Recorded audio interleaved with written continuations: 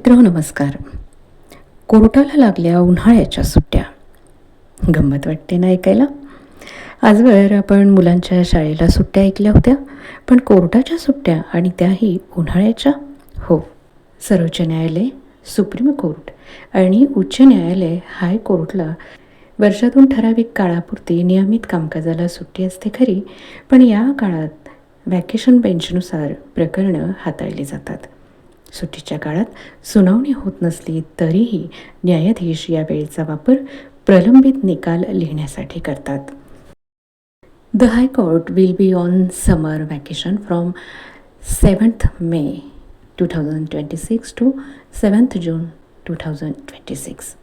आता हे असं काही ऐकायला मिळालं की ज्यांची कोर्ट केस चालू असते ना, त्यांच्या पोटात आणि मनातही धडकी भरते की बापरे, एवढ्या दिवस थांबावं लागेल आता.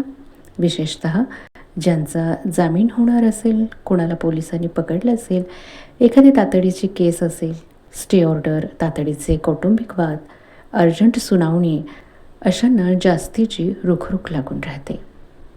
पण मित्रहो, कोर्ट बंद म्हणजे सगळं काही व्यवहार, न्यायव्यवस्था पूर्ण बंद असं काही होत नाही हं.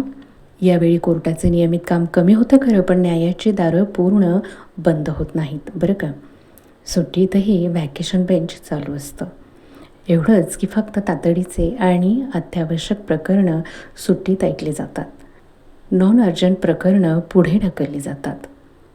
आणि त्यातही सिव्हिल कोर्ट मॅटरचे काम कमी, तर क्रिमिनल कोर्ट मॅटरचे काम समर व्हॅकेशनमध्येही जास्त चालू असते.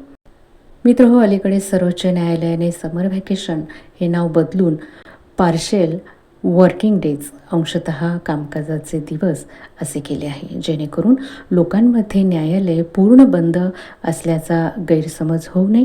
तर बघा मित्रहो, फक्त तुम्हालाच नाही तर कोर्टालाही तुमच्या इतकीच काळजी असते, हेच यातून सिद्ध होते.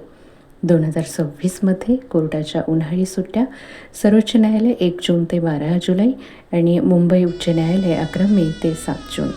कमेंट करून नक्कीच सांगा, आपली जर कोर्ट केस प्रकरण चालू असेल तर ती सर्वोच्च न्यायालयात आहे की मुंबई उच्च न्यायालयात. तेव्हा असेल एखादी कोर्ट केस मागे तर be careful, no tension, only attention. पुढच्या तारखेवर लक्ष असू द्या. लागत असतील तर महत्त्वाचे डॉक्युमेंट यावेळी गोळा करायचं काम उरकून घ्या. तसेही कोर्टाची तारीख पे तारीख तर चलती रहेगी बॉस. नमस्कार.